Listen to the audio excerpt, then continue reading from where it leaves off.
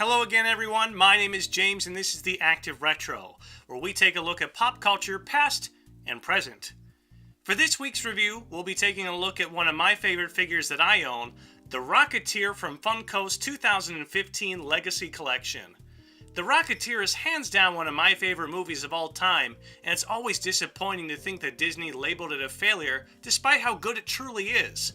While there was a ton of merchandise made for the movie, there was no true toy line.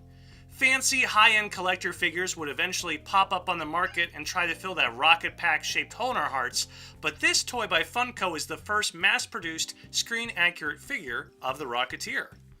There is a high-resolution image gallery of this figure over on my blog, theactiveretro.com. The link will be down below in the description or on the end screen, so check that out. Well, on to the review. The box that the Rocketeer comes in is similar in style to the packaging used for other figures in Funko's Legacy Collection. The front of the box is a large window that wraps around to the right side.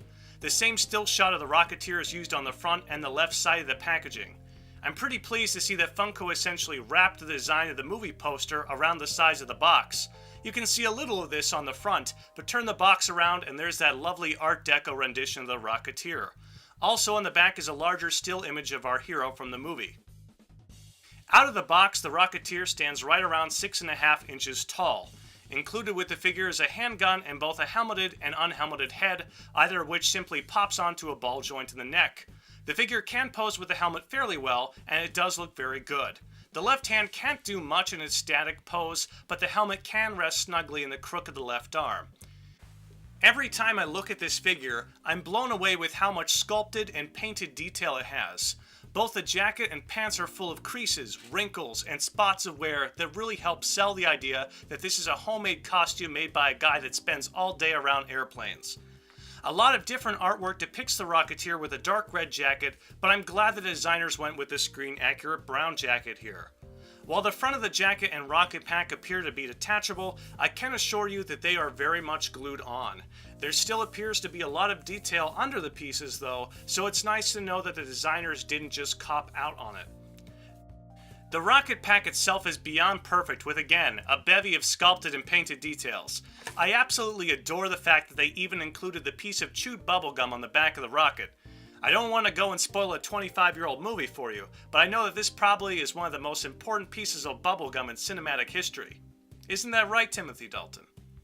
The figure has an impressive 28 points of articulation, more than enough for achieving almost any pose you can think of. The figure has symmetrical articulation in the limbs, with 6 points in each arm and 7 in each leg. There are 2 points at each shoulder, 2 at each elbow, and 2 at each wrist. The arms can move out or rotate 360. The elbows have a wide range of movement and the hands are able to turn or bend.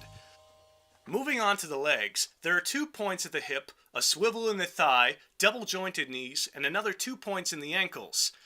The waist can turn side to side, although this movement is hindered by the rocket pack. The head or helmet is on a double ball joint, which really helps with movement and helps achieve those really great flying poses. The figure does not come with any kind of flight stand, but for the standard $20 price tag, you really shouldn't expect that. There are a lot of great clear stands out there and work well with the figure. Pictured here is a display stand from NECA. I picked this up at Toys R Us, but it can be found online. This stand has a large enough base to support the figure without bending over, and the prongs are able to tightly grasp the figure without damaging it. After so many years, it's great to finally have an inexpensive, near-perfect action figure for the Rocketeer. If you were a fan of this movie or the comics growing up, I highly recommend picking up this figure now while it's still widely available online. If you've stumbled upon this review and you've never heard of this character or seen this film before, check it out. It's a great alternate history period piece and a very underrated superhero film to boot. Did you love the Rocketeer growing up? Have you even heard of this character before?